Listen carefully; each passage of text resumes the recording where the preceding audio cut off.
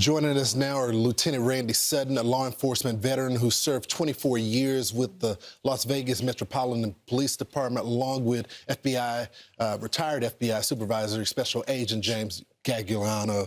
Gentlemen, thanks so much for joining the program. Randy, I'll start with you. Based on what we heard from the press conference, it seems like, in law enforcement terms, that the sheriff was hinting at there may have been foul play based on the evidence that he's seen so far. What you make of that? Yeah, I watched the press conference, and he was using terms that he was trying to dance around it. But eventually, the terms that he used were very telling. He talked about processing the scene. He talked about having homicide out there, and eventually he did say the words abduction. He did say that she was taken with basically by force. This is really a very unusual set of circumstances. Stranger abductions are very, very rare. Usually abductions that take place are family oriented. They're usually child custody disputes and things like that. For an 84-year-old woman to disappear from her home is extremely troubling. And now this is a real criminal investigation that is going to require all the resources of that county sheriff's department, as well as clearly the FBI has been brought in as well. So yeah, let's talk about some of those resources. James, you know this all too well. The BAU, Behavior Analysis Unit, they're probably already working up some type of profile here. Some of the terms that were used during the press conference also suggested that there was signs of a struggle. And they said that she was targeted, but they don't think that it was connected to Savannah. What evidence would lead the sheriff to make a statement like that? They said she wasn't targeted. I'm sorry. First of all, we know that they have her cell phone. Okay, we know that they have her cell phone, and the FBI's Cellular Analysis Survey Team is the group that would go through that. We also know that her wallet and purse and those kind of items that somebody would have taken with them if she had gone out. Look, we know two things, as Randy pointed out. We know that the sheriff is suggesting foul play was around, and also that she had sound mind. Many people 84 years old can wander out of their house. 600,000 people go missing every year. Most of them are rapidly relocated. But in this instance, this is odd. I always go to this real quickly. P.D. James was a British novelist who famously put it this way. Every murder comes down to the 4 L's. You have to look at love, lust, loathing, and lucre, or money. And that's what detectives are doing right now, trying to determine if any of those 4 things was involved here. The fact that they're crowdsourcing, that tells me they need the public's help. So let's stick on that point. Randy, since we haven't heard anything about money in the sense of a ransom, do we rule that out, that she's being held hostage for money, or is it too early to eliminate that?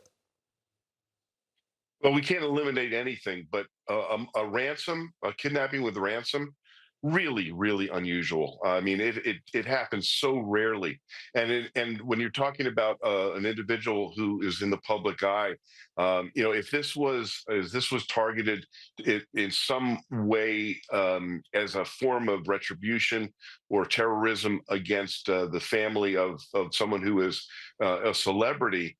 It would make it even more unusual, because to try and actually obtain money under these circumstances is really, really difficult. So I don't believe that that's what it is.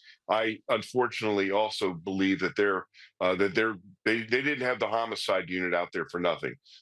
They found forensic evidence, and this is one of the great things about the FBI is they have an incredible forensic unit that would be processed. That would help process that scene. Well, it's not just an incredible unit, but they process things very fast, and they have all the tools in those labs to get those results very quickly. James, I'll end with you. There's been some talk about it being so close to the border. What impact will that have on this investigation? Well, it'll certainly impact. And Lawrence, you pointed out the FBI's evidence response team, which will be the crews that will be helping the Pima County Sheriff and the local police out there. It'll be a collective collaborative effort. Keep in mind, the crime scene per se, it's a 3,100 square foot house in a fairly well-to-do neighborhood, but it is quite rural, as you can see from the photos we're up on the screen now. So they're going to start with concentric circles immediately in the house, work out from that. And Lawrence, I think the margin of victory could prove to be that cell phone. If they can access that cell phone, do a digital forensic dump on it, that may lead to clues. Was this something over the border? Was this, as Randy pointed out, a family member? Or was it somebody recently, released from prison, from one of the local jails, one of the, federal penitentiaries close by? Could it have been somebody like that? Lots of work ahead. It's really hard to get away with something like this with all the modern technology. Randy, James, thanks so much for joining the program. Nancy, a white female, 84 years of age, 5'2" medium build, powder blue. Nancy has high blood pressure, pacemaker, and cardiac issues. So right now, the search for Savannah Guthrie's missing mother growing more frantic. Guthrie's colleagues at NBC detailing some of the challenges law enforcement are facing. Clearly, this wasn't a robbery, and this was somebody who was, they tried to abduct this person. They get them out of the house in the middle of the night, it appears. And so because of the neighborhood, it's not tightly packed. It's within Tucson, but we're not talking about house next to house next to house. So because of the vegetation, because of the terrain, because of the way of the layout of the neighborhood, according to the sheriff's office, so far they have not had a lot of luck in getting video. We were talking about yesterday morning, hopefully a neighbor would have a video of a car leaving or somebody in the area. That hasn't been too fruitful so far. So that's proving to be a real challenge. So meanwhile, law enforcement sources telling the LA Times there was blood found at the 84-year-old's home, which showed signs of a forced entry. Forensics criminologist Dr. Laura Petler joins us now. Dr. Petler, thanks so much for joining the program. I want to start there about the blood found at the crime scene, showing that there was some type of struggle. As they processed the scene, what are detectives looking for?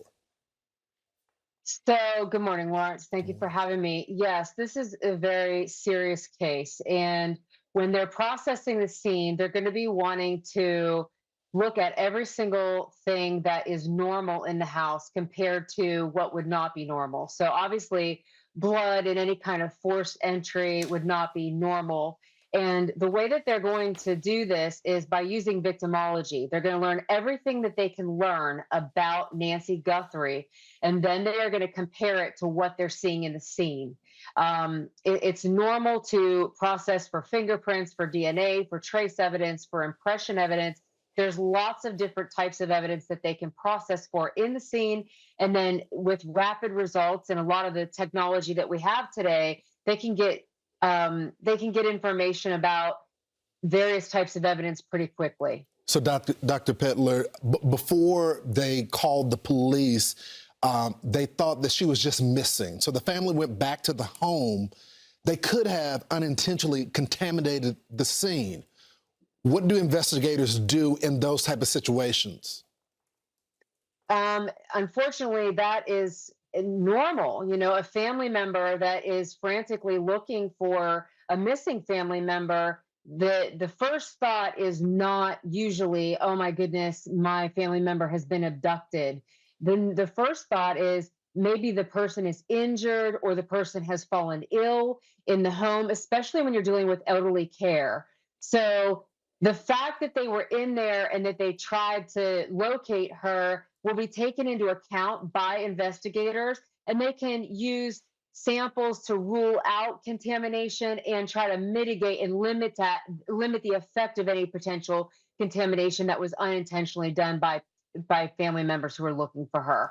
Dr. Petler, our technology has become so advanced, and when it comes to the video surveillance, we rely on that in a lot of investigations, especially with the new AI technology that can really track vehicle movement, when and where, how many times they cross a certain path. But investigators are saying, according to some reports, that it's been difficult to get video surveillance in that community because of the layout. What can they do to jump those hurdles? So luckily, the FBI is tremendous in their digital evidence resources and their research. They have the best people in the world working there, and their resources trump any local resources. So the fact that the local the sheriff's office has brought in all of these other agencies is to benefit this case. It's really going to make a huge difference because all the digital evidence is trackable, but there are limitations, as you mentioned, from the terrain, from the climate, from the mountains, the geography, and they can just do the very best that they can with what they have available and try to use other evidence to fill in some gaps. And a lot of times that's very common in these types of situations. Of course, the law enforcement are making the plea to the public. If you have any information, to make sure you use those tip lines, the FBI, as well as the local sheriff's tip line as well. Very crucial in cases like this. Dr. Pettler, thanks so much for joining the program. Let's go through the timeline. Alicia mentioned she's 84 years old. A lot of concern for Nancy Guthrie. Here we go over the past 4 days now. It was late on Saturday night when she apparently had dinner with one of her kids, was dropped off at her house sometime between 9:30 and 9:45 local time in the evening. Then on Sunday, 3 critical times in the morning, the family alerted the police when she did not attend church. Then at noon, the family churches and then contacts the sheriff's department that day. In the evening, the sheriff asked the public, as he is still doing today, to ask for more help and leaning on the public to give him any clues that they possibly can. Then we go to yesterday on Monday when it broke national news when the sheriff said Nancy did not walk away and the home is now a crime scene. You heard what Alicia reported there. The LA Times is suggesting that there was blood found back in that home. Paul Morrow is with us right now, Dana, to try and take us through this. That's right. And Paul, before we get going, let's just listen to the sheriff on the evidence they are trying to collect and see what you think of that. There's some evidence that we're trying to retrieve, and whether it's from cameras or digital evidence from cell phones, that technology that's so critical to us, our LPRs, our license plate readers, all of that. We think that once we get those things downloaded to us and have a look at them, we'll be in a better position. Makes sense to you? It does. Sounds to me like he's got his arms around this. He's got a lot of people working it. You have the feds there as well, and of course CBP because of the proximity to the border, which is a possibility you have to admit. Let's break out what he's talking about, the cameras. Most camera system these days at home, they don't pour into a computer locally. They go into the cloud. So he's probably trying to get to the company that administers all that, get that stuff out of there. You hope that's where it all went. A sad fact is that a lot of people put up cameras, then forget about them. They don't even realize they're not working after a long time. Let's hope the cameras are working. As far as the phone goes, we've all heard about that. Her phone is still there. You got to get into that phone to see if there's some kind of odd communication, something that jumps out at you. And so tell us a little bit, though, about trying to get into the phone. Phones are really, really difficult these days. We remember about 10, 12 years ago, there was a big flurry of encryption. It was kind of an arms race between Apple and Google, who controlled 99.9% of the market, to see who could encrypt their phones the most. They set up systems so that even the companies cannot decrypt their phones. They did that purposely to ensure privacy. We remember it was James Comey, of all people, in the San Bernardino terrorism case. He said, I got the warrant, Apple, you have to do it. Apple said, we can't do it. Ultimately, they had to jailbreak the phone. They had to hack their way in.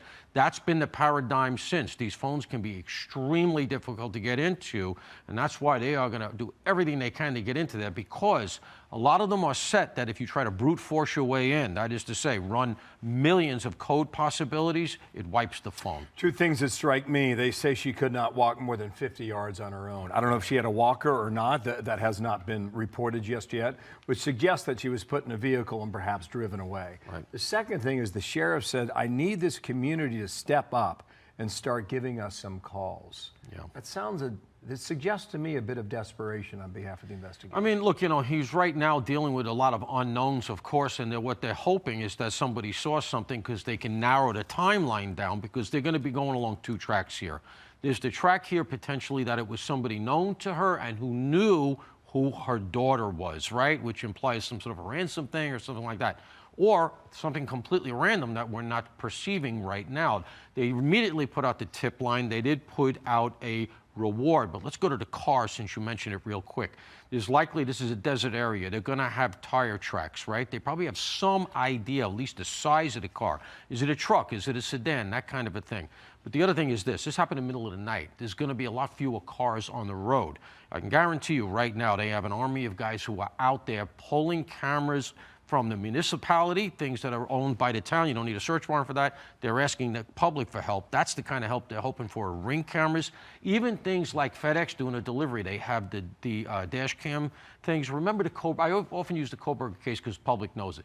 Remember the Koberger case? They had nothing, and then they had this idea of the car, and a woman working in a gas station just said, let me look. She looks on her computer, the exterior camera caught the car fleeing the scene. Right then, they got time at that. They got that whole thing from that. That was a key clue. Yeah. They're hoping for something here because, as I said, middle of the night, a fewer cars on the road. Maybe you get a plate that shouldn't be there, a Mexican plate, an out-of-state plate to say, what's this car doing here?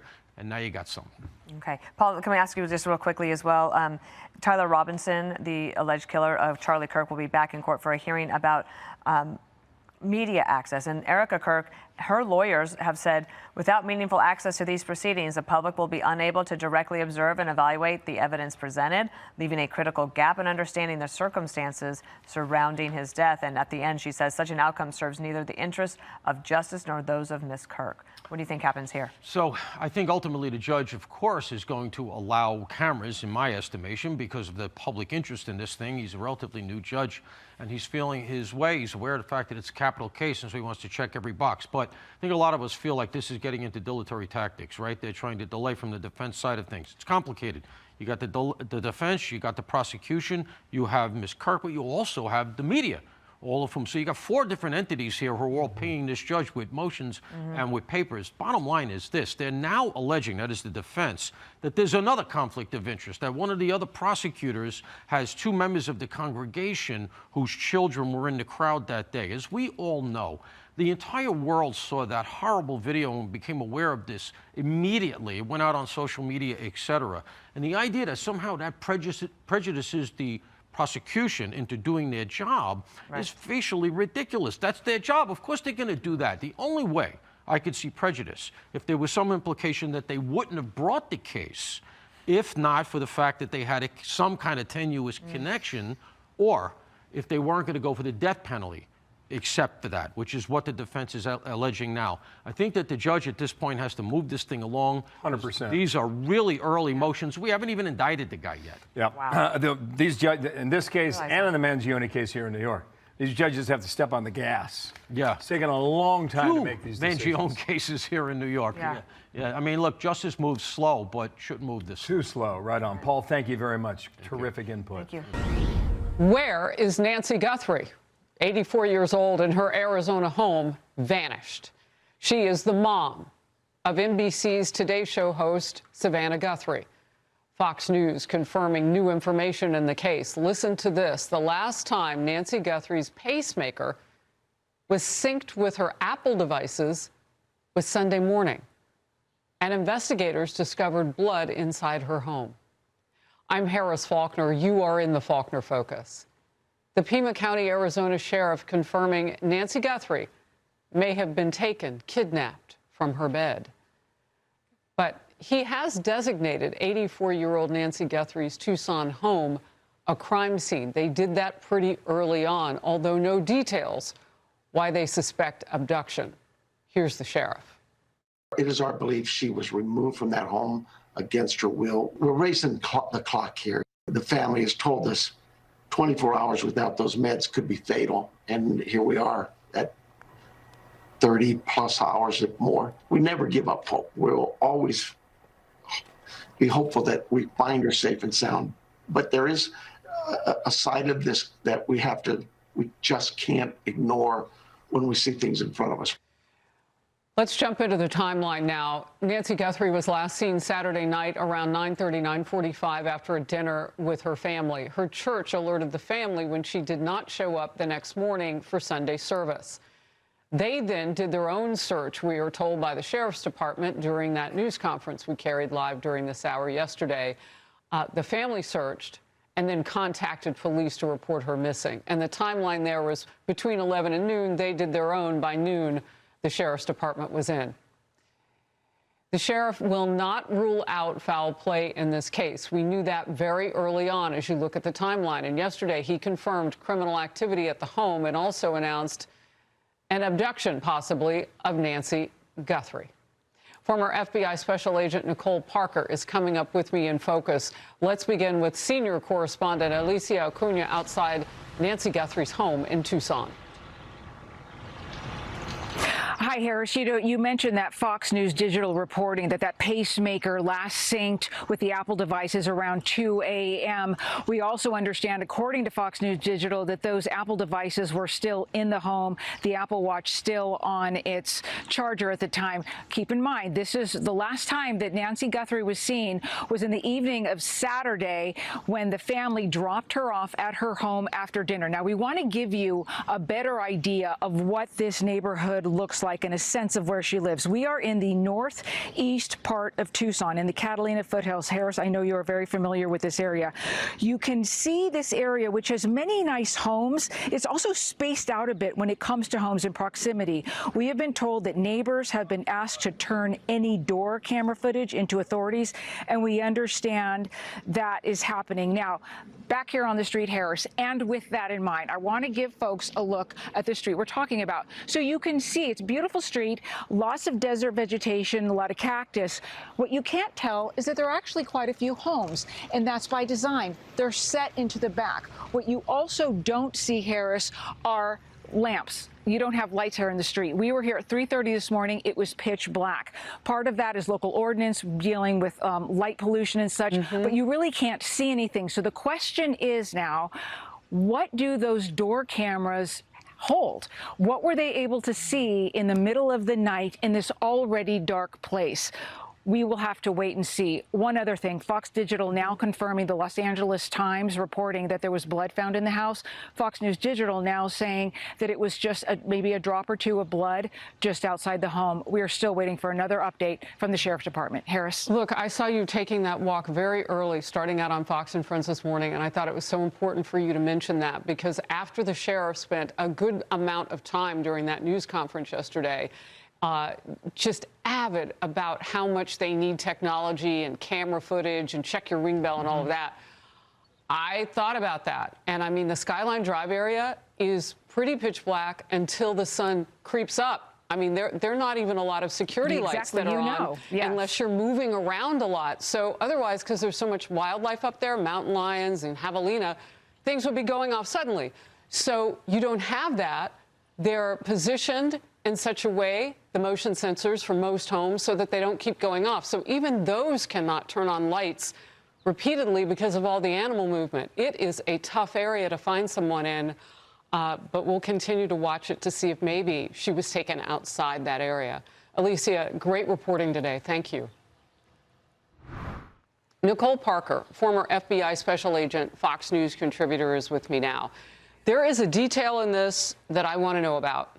So a pacemaker synced on Sunday morning. That was the last time that it was synced with Apple devices. The Apple devices, the charger that they were connected to, all still left in the home. The pacemaker, obviously, with Nancy, in Nancy. So what does this tell you in terms of the timeline? This is a huge piece of evidence that has just been broken.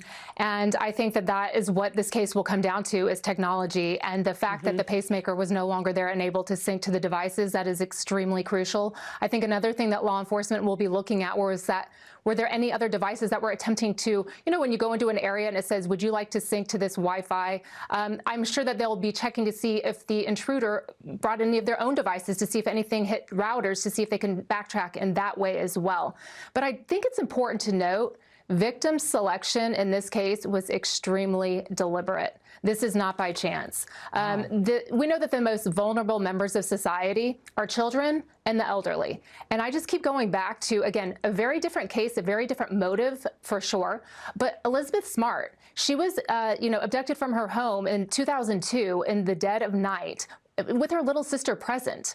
This is obviously different. It's an elderly woman, though, who is also equally as vulnerable. We know that there are pictures of her with her sweet daughter, Savannah, with a walking cane. The individual knew that she did not have the ability to defend herself. She is an elderly individual. They are most vulnerable, and it is not by chance. And the fact that the home is in such an area where it is set back from the street, no street lights, very difficult for anyone to track if someone was there. They're set on an acre of land with vegetation surrounding them. It's not like the Brown case where Ring doorbell cameras can capture, things in a very more urban area. It's going to be difficult for law enforcement, but do not underestimate the power of over 1,000 leads and tips that have come into law enforcement.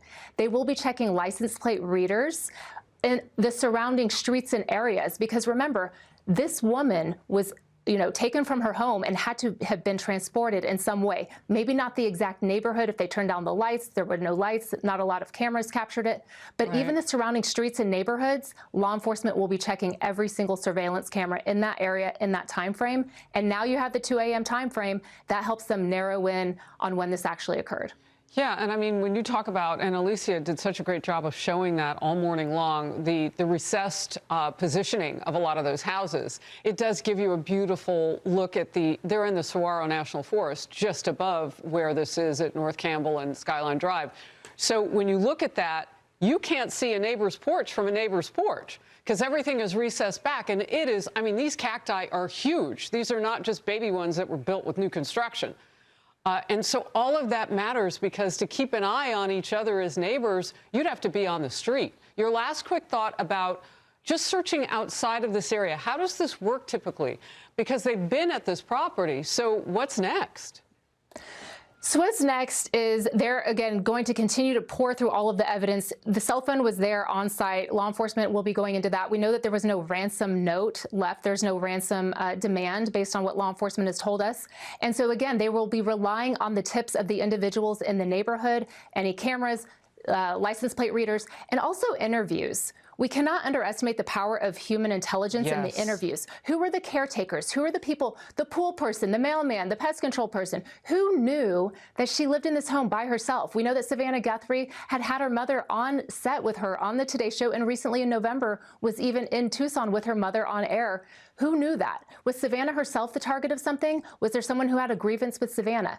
We do not yet know that, but I do know for a fact that law enforcement is assisting. We've got FBI, CBP, local, state law enforcement, all hands on deck. And most of all, Harris, the power of prayer. That's right. She has begged and pleaded for prayer. And I'll tell you, I've used prayer so many times in my investigations. It matters. It does matter. You and I have talked about it. It matters in every facet of life, but particularly when something has gone so gravely wrong. As far as we know, they will find her. But right now, we don't know.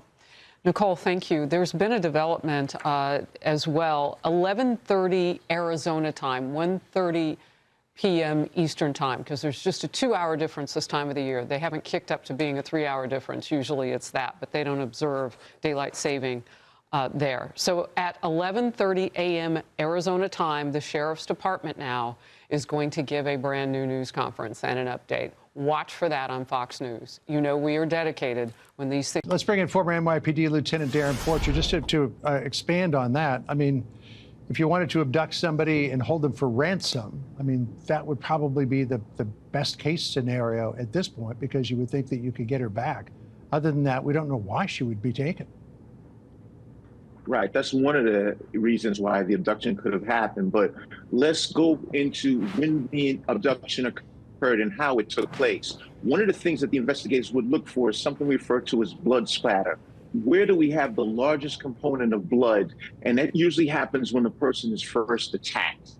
And that would also transcend into a blood trail to where the individual was taken. Was she taken out of the side entrance? Was she taken out of the front entrance? In addition to that, because this is somewhat of a sparsely populated area in Tucson, the cell phone tower would not be as populated as compared to downtown Tucson, Arizona. So it should be easier for authorities to go through and troubleshoot through that cell phone tower to find out whatever calls happened in that particular area. Another thing we have to take in consideration, she's 84 years old and she had some physical challenges. We, as it relates to a common society, have adapted to technological innovations, and many of us have cameras inside of our families' homes that are elderly people. Not just me, I'm sure a lot of the listeners have the same thing. So I genuinely believe that this was something that was in play that law enforcement is capturing as it relates to the image. Another component is it's alleged to be a forced entry. That can go in two ways. This looks like a community where a lot of people may, in fact, leave their doors open. So, of course, we're going to look for DNA or fingerprint evidence on the doorknobs as well as the windows. But secondly, if we do have that forced entry, that would also be quite telling to it being clearly someone she did not know.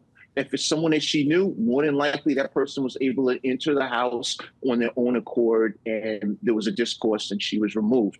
And lastly, and I think that this is ultimately the most important component, is we have these license plate readers will reveal information at these intersections. The intersections may be further away, but we want to gather all of that information for law enforcement to review. All right, Darren Porcher, thank you very much for joining us on that. We hope to get more details soon. We've also got our retired FBI agent, Maureen O'Connell, joining us now.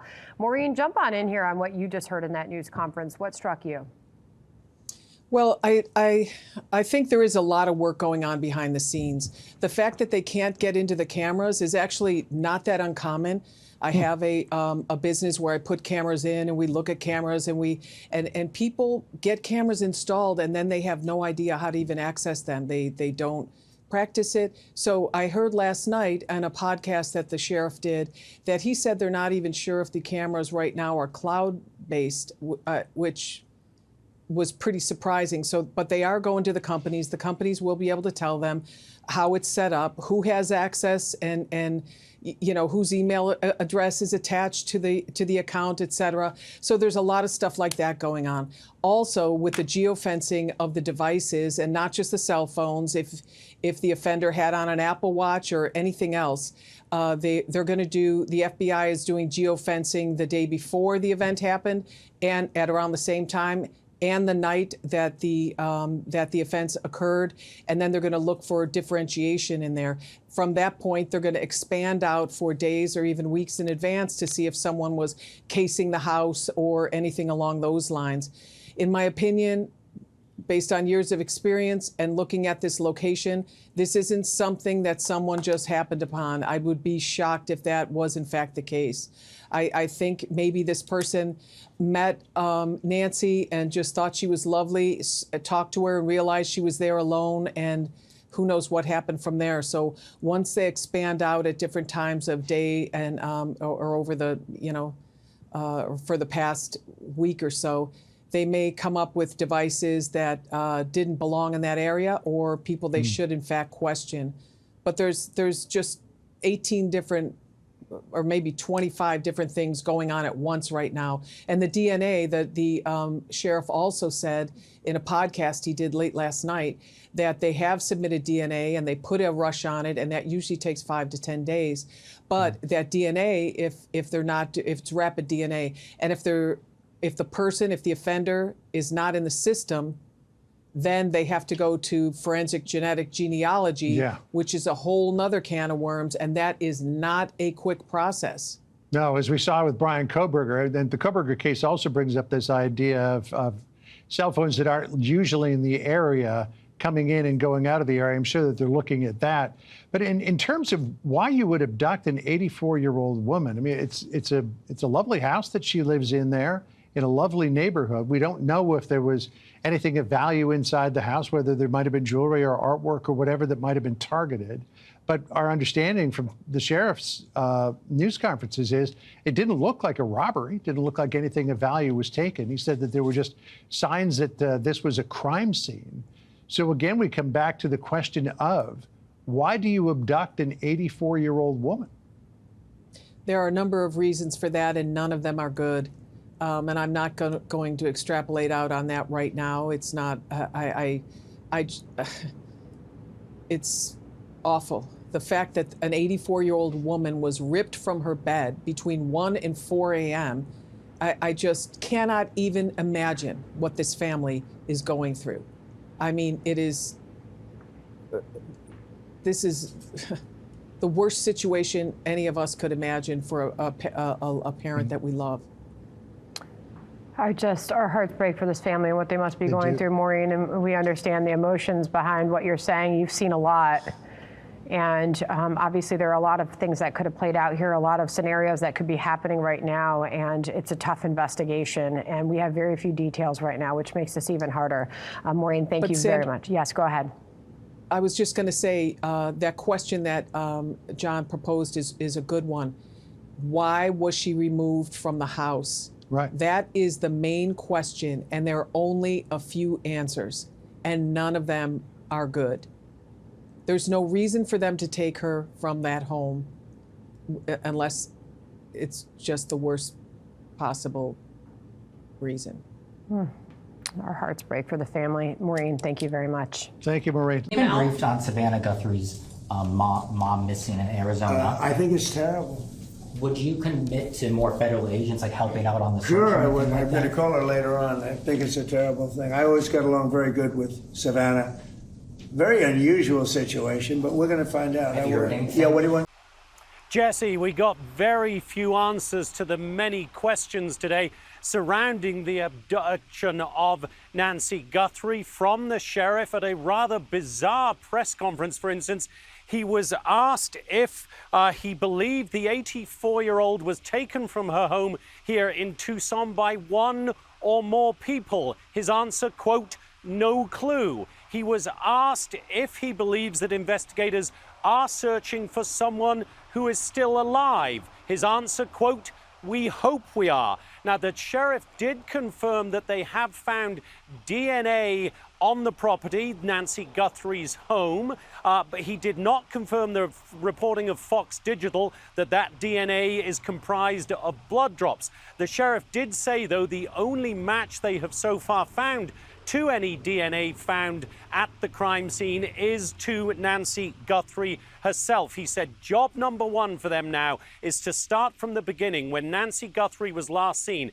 That, according to a family member who dropped her at her home, was around 9:30 p.m. Saturday night, and he said, we go from there. As for the question of a ransom note, TMZ reporting tonight, along with at least one other local media outlet here, that TMZ, received a ransom note. It did, according to TMZ, include details that are not known publicly, such as what Nancy Guthrie was wearing when she was abducted. TMZ says they have forwarded that note to law enforcement. The Pima County Sheriff's Office behind me here just released a statement saying simply that they are aware of reports of a ransom note. They are continuing to follow all tips and leads. Jesse?